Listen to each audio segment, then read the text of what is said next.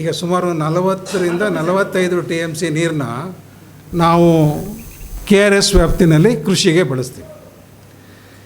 ಈ ನೀರು ಇದಕ್ಕೆ ಎರಡು ಭಾಗ ಆಗ್ತದೆ. ಒಂದು ಅಂತರ್ವ್ಯಾಪಿತ, ಅಂದರೆ ದಡ ಸಂಗ್ರಹಣೆ ಒಳಗಡೆ ಸೇರಿಕೊಳ್ಳುತ್ತೆ.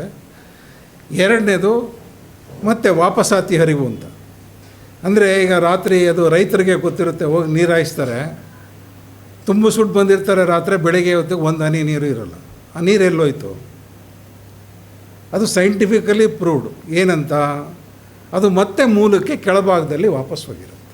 ಈಗ ಸುಮಾರು ನಾವು 40-45 TMC ನೀರನ್ನ KRS ಕೆಳಭಾಗದಲ್ಲಿ ಏನು ಕೃಷಿಗೆ ಬಳಸ್ತೀವಿ, ಅದರಲ್ಲಿ ಕನಿಷ್ಠ 55ರಿಂದ 60% ನೀರು ಮತ್ತೆ ಕಾವೇರಿ ಮೂಲಕ್ಕೆ ಬರುತ್ತೆ. ಅಲ್ಲಿ ಏನಾಗಿದೆ, ಯಾಕೆ ತೊಂದರೆ ಆಗ್ತದೆ, KRSಯಿಂದ ಯಾಕೆ ಬಿಡ್ತಾರೆ ಅಂತಂದರೆ ಅಲ್ಲೆಲ್ಲೂ ಸ್ಟೋರ್ ಮಾಡ್ಕೊಳ್ಳೋಕೆ ಅವಕಾಶ ಇಲ್ಲ ನೀರು. ಸೊ ಹಾಗಾಗಿ ಏನಾಗ್ತದೆ, ಆ ನೀರು ತಮಿಳ್ನಾಡಿಗೆ ಸುಲಭದಲ್ಲಿ ಹೋಗಿ ಸೇರಿಕೊಳ್ಳುತ್ತೆ. ತಮಿಳ್ನಾಡಿನವರು ಮೇಕೆದಾಟನ್ನು ಯಾಕೆ ವಿರೋಧ ಮಾಡ್ತಾರೆ ಅಂದರೆ ಇದೇ ಅವರ ಮುಖ್ಯ ಕಾರಣ. ರೀಜನ್ರೇಟೆಡ್ ವಾಟರು ಈಗ ಅವರಿಗೆ ಫ್ರೀ ಸಿಗ್ತಾಯಿದೆ, ಅಕೌಂಟಬಿಲಿಟಿ ಇಲ್ಲ ಅದಕ್ಕೆ. ಸೊ ಹಾಗಾಗಿ ಅವರು ಮೇಕೆದಾಟು ಕಟ್ಟಬೇಡಿ ಅಂತ ಹೇಳ್ತಾಯಿದ್ದಾರೆ. ಅವರಿಗೆ ಇದನ್ನು ತಕರಾರು ಮಾಡುವಂಥ ಅಧಿಕಾರ ಇಲ್ಲ. ಸಂವಿಧಾನದಲ್ಲಿ ರಾಜ್ಯ ಪಟ್ಟಿ 17ರಲ್ಲೇ ಆಯಾ ರಾಜ್ಯಗಳು ಜಲಾಶಯಗಳು, ಕಾಲುವೆಗಳು, ಕೆರೆಕಟ್ಟೆಗಳ ನಿರ್ಮಾಣಕ್ಕೆ ಅಧಿಕಾರವನ್ನು ಕೊಟ್ಟಿದ್ದಾರೆ. ಆದರೂ ಅವರು ನಮ್ಮ ಮೇಲೆ ತಕರಾರು ಹೂಡಿದ್ರು. ಬಹುಶಃ ಆ ತಕರಾರಿಗೆ ನಮ್ಮ ಅಡ್ವೊಕೇಟ್ ಮಾಡಿದಂಥ ತಪ್ಪಿನಿಂದ ಅದು ಇಷ್ಟು ವರ್ಷ ಅಲ್ಲಿ ನಿಂತಿತ್ತು. ಅಡ್ವೊಕೇಟ್ ಏನು ತಪ್ಪು ಮಾಡಿದ್ರು ಅಂತಂದರೆ, ಸ್ವಾಮಿ ಇದು ಸ್ಟೇಟ್ ಲಿಸ್ಟ್ 17 ಪ್ರಕಾರ ಇದು ನಮ್ಮ ಕರ್ನಾಟಕಕ್ಕೆ ಸೇರಿದ್ದು, ಇವರಿಗೆ ತಕರಾರು ಹೂಡೋ ಅವಶ್ಯಕತೆ ಇಲ್ಲ, ಇದನ್ನು ವಜಾ ಮಾಡಿ ಅಂತ ಆತ ಹೇಳ್ಬೋದಾಗಿತ್ತು. ಆತ ಹೇಳಲಿಲ್ಲ. ಅದ್ರ ಬದಲಾಗಿ ಅವನೇನು ಅಫಿಡವಿಟ್ ಹಾಕ್ಬಿಟ್ಟ, ನಾವು ನಿಮ್ಮ ಗಮನಕ್ಕೆ ತರದೆ, ನಿಮ್ಮ ಅನುಮತಿ ಇಲ್ಲದೆ ನಾವು ಮೇಕೆದಾಟು ವಿಚಾರದಲ್ಲಿ ಮುಂದುವರಿಯೋದಿಲ್ಲ ಅಂತ ಹೇಳಿ ನಮ್ಮನ್ನು ಸಾಯಿಸ್ಬಿಟ್ಟ. ಸೊ ಅದು ಇಷ್ಟು ವರ್ಷ ಬೇಕಾಯಿತು ನಾವು ಅದರಿಂದ ಹೊರಗಡೆ ಬರೋಕ್ಕೆ. ನಮ್ಮ ವಕೀಲರು, ಈಗಿರೋ ವಕೀಲರುಗಳು ಅಷ್ಟೇ, they are not competitive advocates. ನಾನು 2018ರಲ್ಲೇ ಬರೆದಿದ್ದೀನಿ ನನ್ನ ಪುಸ್ತಕದಲ್ಲಿ, ಇದು ನಮ್ಮ ಸ್ಟೇಟ್ ಲಿಸ್ಟಲ್ಲಿ ಸಂವಿಧಾನ ಕೊಟ್ಟಿರೋ ಅಧಿಕಾರ, ಇದನ್ನು ಯಾರೂ ಪ್ರಶ್ನೆ ಮಾಡೋ ಹಕ್ಕಿಲ್ಲ ಅಂತ. ಅದನ್ನೇ ಮತ್ತೆ ಈಗ ನಮ್ಮ ಕೇಂದ್ರ ಜಲ ಸಚಿವರು ಕೂಡ ಹೇಳಿದ್ದಾರೆ. ಸುಪ್ರೀಂ ಕೋರ್ಟ್ ಕೂಡ ಅದನ್ನು ವಜಾ ಮಾಡಬೇಕಾದ್ರೆ ಅದನ್ನೇ ಹೇಳಿದೆ, it is left to them, ಅದಕ್ಕೆ ನಿಮ್ಮದು ಏನು ತಕರಾರಿಲ್ಲ ಅಂತ. ಸೊ ಇವಾಗ ಮೇಕೆದಾಟು ರಚನೆ ಒಂದು ಕಡೆ ಇರಲಿ, ಈ ರೀಜನ್ರೇಟೆಡ್ ವಾಟರ್ ಏನು ಸಿಗುತ್ತೆ ಆ ನೀರನ್ನು ಅವರು ಬೆಂಗಳೂರಿಗೆ ತೊಗೊಂಡೋಗ್ಬೋದು. ಏನಪ್ಪ ಅಂತಂದ್ರೆ ಅಲ್ಲಲ್ಲೇ ಒಂದು ಚೆಕ್ ಡ್ಯಾಮ್ಗಳ ಥರನೋ, ಈಗ ಮೇಕೆದಾಟು ಮಾಡಲಿಕ್ಕೆ ಆಗಲೇ ಇಲ್ಲ ಅಂತಂದರೆ ನಾವು ಚೆಕ್ ಡ್ಯಾಮ್ಗಳು ಮಾಡ್ಕೋಬೋದು. ಕಬಿನಿನಲ್ಲಿ ಕನಿಷ್ಠ 70-80 TMC ನೀರು ಎಕ್ಸ್ಟ್ರಾ ಬರುತ್ತೆ ಅಲ್ಲಿ ಸ್ಟೋರೇಜ್ಗಿಂತ. ಸೊ ಆ ನೀರಿಗೂ ಅಷ್ಟೇ, ಕೆಳಗಡೆ ಒಂದು ಸಲ ಹೋಯ್ತು ಡ್ಯಾಮಿಂದ ಅಂದರೆ ನಾವು ಅದನ್ನು ಸ್ಟೋರ್ ಮಾಡೋಕ್ಕೆ ಅವಕಾಶ ಇಲ್ಲ. ಸೊ ಅದ್ರ ಬದಲು ನಾವು ಬೇರೆ ಆಲ್ಟರ್ನೇಟಿವ್ ಕೂಡ ಯೋಚನೆ ಮಾಡಬೇಕಾಗ್ತದೆ. ಮೇಕೆದಾಟನ್ನು ಒಂದನ್ನೇ ನಂಬ್ಕೊಂಡಿರುವಂಥದ್ದು ಏನಲ್ಲ, ಎಲ್ಲ ಕಡೆ ಚೆಕ್ ಡ್ಯಾಮ್ಸ್ಗಳನ್ನ ನಿರ್ಮಾಣ ಮಾಡ್ಬೋದು.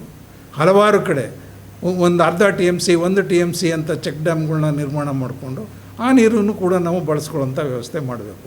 ಈಗೇನಾಗಿದೆ, ಈಗ ನಮ್ಮ ಪ್ರಸಕ್ತ ಪರಿಸ್ಥಿತಿ ಏನು, ನಾವು ತಮಿಳ್ನಾಡಿನವ್ರ ಜೊತೆ ಹೋರಾಡೋದ ಅಥವಾ KRSನಲ್ಲಿರೋ ನೀರನ್ನು ಉಳಿಸ್ಕೊಳ್ಳೋಕೆ ಹೋರಾಡೋದ, ಎರಡು ಪ್ರಶ್ನೆ ಇದೆ. ಇದು ಇಂಟರ್ನಲ್ ಫೈಟಿಂಗ್, ಇದು ಅದು ಎಕ್ಸ್ಟರ್ನಲ್ ಫೈಟಿಂಗು. ಇಲ್ಲಿ ಏನು ಮಾಡಿದ್ದಾರೆ, 19ನೇ ಇಸ್ವಿನಲ್ಲೇ 3.5 TMCನ ಡ್ರಾ ಮಾಡೋಕ್ಕೆ ಪರ್ಮಿಷನ್ ಕೊಟ್ಬಿಟ್ಟಿದ್ದಾರೆ. ಎಲ್ಲಿ? ಸೌತ್ ಬ್ಯಾಂಕಲ್ಲಿ.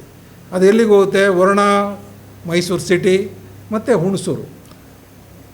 ಹುಣಸೂರು ಅಂದರೆ ನಗು ಬರುತ್ತೆ. ಲಕ್ಷ್ಮಣ ತೀರ್ಥ ಊರೊಳಗಡೆನೇ ಹರಿಯುತ್ತೆ, ಇಲ್ಲಿಂದ ಯಾಕೆ ಕೊಡ್ತಾರೆ ನೀರನ್ನ? ಅದು ಒಂದು.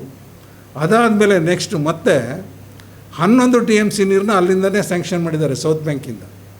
ಅಂದರೆ ಒಟ್ಟು 14 TMC ನೀರನ್ನು, ಕುಡಿಯೋ ನೀರನ್ನು ಸೌತ್ ಬ್ಯಾಂಕಿಂದ ಡ್ರಾ ಮಾಡೋಕ್ಕೆ ಪ್ರಾಜೆಕ್ಟ್ ಮಾಡಿದ್ದಾರೆ. ಆ 3.5 TMCದು ಕೆಲಸ ಮುಗಿದೋಗಿದೆ, 90% ವರ್ಕ್ ಆಗೋಗಿದೆ. ಅದು ಯಾರೂ ಗಮನ ಕೊಡಲಿಲ್ಲ, ಕೆಲಸ ಆಗೋಗಿದೆ. ಅದಾಗಲೇ ಉದ್ಘಾಟನೆ ಆಗುವಂಥ ಸ್ಟೇಜಲ್ಲಿದೆ. ಸೊ ಫಸ್ಟು KRSಯಿಂದ ಡ್ರಾ ಮಾಡ್ತಾಯಿರೋ ಯೋಜನೆ ಅದು. ಸೊ ಅದಾದಮೇಲೆ ಏನಾಗಿದೆ, ನಾರ್ತ್ ಬ್ಯಾಂಕಲ್ಲಿ 6+11 6 TMCದು ಈಗ 6ನೇ ಅಂತ ಮಾಡ್ತಾಯಿದ್ದಾರೆ. ಇನ್ನೂ 11 TMC ನೀರನ್ನ ಬೆಂಗಳೂರು ವಾಟರ್ ಆ್ಯಂಡ್ ಸಪ್ಲೈ ಸ್ಯೂಯೇಜ್ ಬೋರ್ಡ್ಗೆ ಸರ್ಕಾರ ಸ್ಯಾಂಕ್ಷನ್ ಮಾಡಿದೆ. ನೀವು ಎರಡನ್ನೂ ಲೆಕ್ಕ ಹಾಕಿದ್ರೆ ಎಷ್ಟಾಗುತ್ತೆ? 35 TMC ಮುಗಿದೋಯ್ತಲ್ಲೇ. KRS ಸ್ಟೋರೇಜ್ ಇರೋದೇ 49, 5 ಡೆಡ್ ಸ್ಟೋರೇಜು 45 ಅಂತಲೇ ಇಟ್ಕೊಳ್ಳೋಣ ರಫಾಗಿ. ಇನ್ನು 10 TMC ನೀರು ಮಂಡ್ಯ ಸುತ್ತಮುತ್ತ ಕುಡಿಯೋಕ್ಕೆ ನೀರಾಗುತ್ತೆ, ಕೃಷಿಗೆ ಉಳಿಯುತ್ತೆ ನೀರು. ನಾನು ಹೇಳ್ತಾ ಇರೋದು ನೀರು ಕಡಿಮೆ ಆದಾಗ, ಈ ಥರ ಕಡಿಮೆ ಆದ ವ್ಯವಸ್ಥೆನಲ್ಲಿ ತುಂಬಿ ಬಂದಾಗ ಬಿಡಿ. ಡೆಡ್ ಸ್ಟೋರೇಜಿಂದ ಡ್ರಾ ಮಾಡುವಂಥದ್ದು ಮಾಡಿದ್ದಾರೆ. ಯಾವಾಗ KRS ನೀರು 68 ಅಡಿಗೆ ಬರುತ್ತೋ ಆವಾಗ ಅಲ್ಲಿಂದ ಹಿಂದೆ ಇರೋದೆಲ್ಲ ಡೆಡ್ ಸ್ಟೋರೇಜ್ ಅಂತ ಲೆಕ್ಕ.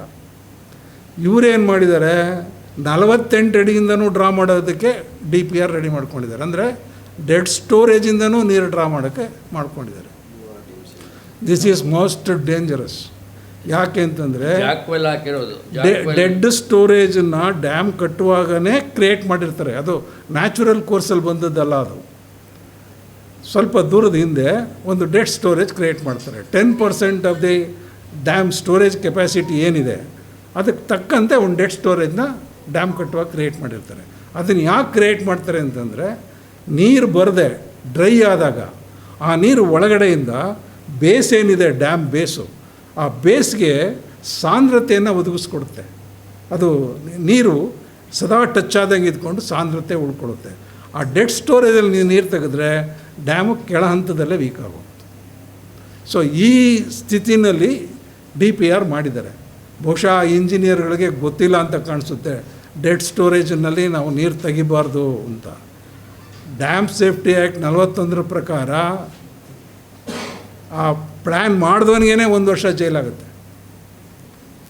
ಡೆಡ್ ಸ್ಟೋರೇಜಿಂದ ನೀರನ್ನು ತೆಗೆಯುವಂಥ DPR ಮಾಡ್ತಾನಲ್ಲ, ಅವನು himself B punished for 1 year imprisonment, ದಂಡ ಬೇರೆ. ಸೊ ಈಗ ಏನು ಮಾಡಿದ್ದಾರೆ, ಎರಡೂ ಕಡೆ ಡೆಡ್ ಸ್ಟೋರೇಜಿಂದ ಡ್ರಾ ಮಾಡೋದು, ಸೌತ್ ಬ್ಯಾಂಕು ನಾರ್ತ್ ಬ್ಯಾಂಕ್ ಎರಡೂ ಕಡೆ.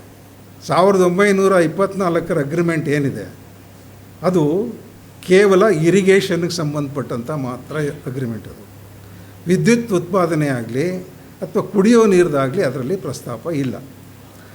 ಈ ಶಿವನ ಸಮುದ್ರದಲ್ಲಿ ಎಲೆಕ್ಟ್ರಿಸಿಟಿ ಕಡಿಮೆ ಆಗೋಕ್ಕೆ ಶುರುವಾದಾಗ, ಇನ್ನೂ ಅಥವಾ ಡಿಮಾಂಡ್ ಹೆಚ್ಚಾದಾಗ ನಮ್ಮವ್ರು ಏನು ಮಾಡಿದ್ರು, ಬೇರೆ ಕಡೆ ಎಲ್ಲರೂ ಜಲವಿದ್ಯುತ್ ಮಾಡೋಣ ಅಂತ ಹೇಳಿ ಮೇಕೆದಾಟುನು ಮತ್ತು ಶಿಮ್ಸಾದಲ್ಲಿ 2 ಕಡೆ ಮಾಡಿದ್ರು. ಮೇಕೆದಾಟುನಲ್ಲಿ ನಮ್ಮ ಇಂಜಿನಿಯರ್ಸು ಅದನ್ನು ಪ್ರಿಲಿಮಿನರಿ ಸರ್ವೆ ಮಾಡ್ತಿರ್ಬೇಕಾದ್ರೆ ಅವರು ಅಲ್ಲಿ ಪ್ರೆಸ್ ಸೆಕ್ರೆಟ್ರಿ ಏನಿರ್ತಾನೆ ಮಡ್ರಾಸ್ ಪ್ರೆಸಿಡೆನ್ಸಿ, ಅವನ್ನ ಪೇಪರ್ನವ್ರು ಪ್ರಶ್ನೆ ಮಾಡ್ತಾರೆ. ಆವಾಗ ಅವನೇನು ಹೇಳ್ತಾನೆ, ಕ್ಯಾಶುವಲ್ ಆಗಿ ಹೇಳ್ತಾನೆ, ಮಾಡಲಿ ಏನಂತೆ, ವಾಟ್ ಇಸ್ ದೇರ್, ನಾವು ಕಡಿಮೆ ದುಡ್ಡಲ್ಲಿ ವಿದ್ಯುತ್ ತೊಗೊಳ್ಳೋಣ ಅಂತ ಹೇಳ್ತಾನೆ ಹೊರತು it is not an agreement. ಅಗ್ರಿಮೆಂಟ್ಗೆ ನೀವು ಹೇಗೆ, ಅಗ್ರಿಮೆಂಟ್ ಅಂದರೆ ಏನು, ಅದು ಬಹುಶಃ ಅವ್ರಿಗೆ ಒಂದು ಸಣ್ಣ ತಪ್ಪು ತಿಳುವಳಿಕೆ ಆಗಿರಬೇಕು. ಈಗ ಒಂದು ಆಸ್ತಿ ಕೊಂಡ್ಕೋತೀವಿ ನಾವು, ಅಲ್ಲಿ ಏನಂತ ಬರ್ತೀವಿ ಅಗ್ರಿಮೆಂಟಲ್ಲಿ, 1 ಲಕ್ಷ ಅಡ್ವಾನ್ಸ್ ಕೊಟ್ಟಿದ್ದಾರೆ, ಉಳಿಕೆ 4 ಲಕ್ಷ ರೂಪಾಯಿನ ಸಬ್ ರಿಜಿಸ್ಟ್ರಾರ್ ರೂಬ್ ಕೊಟ್ಟು 3 ತಿಂಗಳೊಳಗಡೆ ರಿಜಿಸ್ಟ್ರ್ ಮಾಡಿಸ್ಕೊಳ್ಳೋದು ಅಂತ ಬರೀತೀವಿ. ಸೊ ಇಟ್ ಈಸ್ ಫೈನಲ್, ಅಂದರೆ ಈ ಶೆಲ್ ಮೇಕ್ ಪೇಮೆಂಟ್ ಅಂತ. ಅದು ಇಲ್ಲೇನಿದೆ, ಅವನೇನು ಹೇಳ್ತಾನೆ, ಮೇ ಅಂತ ಹೇಳ್ತಾನೆ. The Madras presidency may purchase ಅಂತಾನೆ. It's not an agreement, it is a proposal. ಅದನ್ನು ಇವರು ಟ್ರಿಬ್ಯುನಲ್ಗೂ ಕೊಟ್ಟಿದ್ದರು, ಎಲ್ಲಿಗೆ, ನಮ್ಮ ಕಾವೇರಿ ಡಿಸ್ಪ್ಯೂಟ್ ಟ್ರಿಬ್ಯುನಲ್ಗೆ. ಅವರು ಅದನ್ನು ರಿಜೆಕ್ಟ್ ಮಾಡಿದ್ರು. ಜೊತೆಗೆ ಏನು ಹೇಳಿದ್ರು ಅಂತಂದರೆ, ನಾವು 1892, 1924 ಅಗ್ರಿಮೆಂಟ್ ಎರಡನ್ನೂ ಸೂಪರ್ಸೀಡ್ ಮಾಡ್ತಾಯಿದ್ದೀವಿ. So even if it is there, it's not viable ಅಂತ ಅಂದ್ಬಿಟ್ಟು ಬಿಸಾಕಿದ್ರು ಅದನ್ನು. ಕರ್ನಾಟಕ ನ್ಯೂಸ್ ಡಿಜಿಟಲ್ ಚಾನಲನ್ನು ಈಗಲೇ ಸಬ್ಸ್ಕ್ರೈಬ್ ಮಾಡಿ. ಧನ್ಯವಾದಗಳು.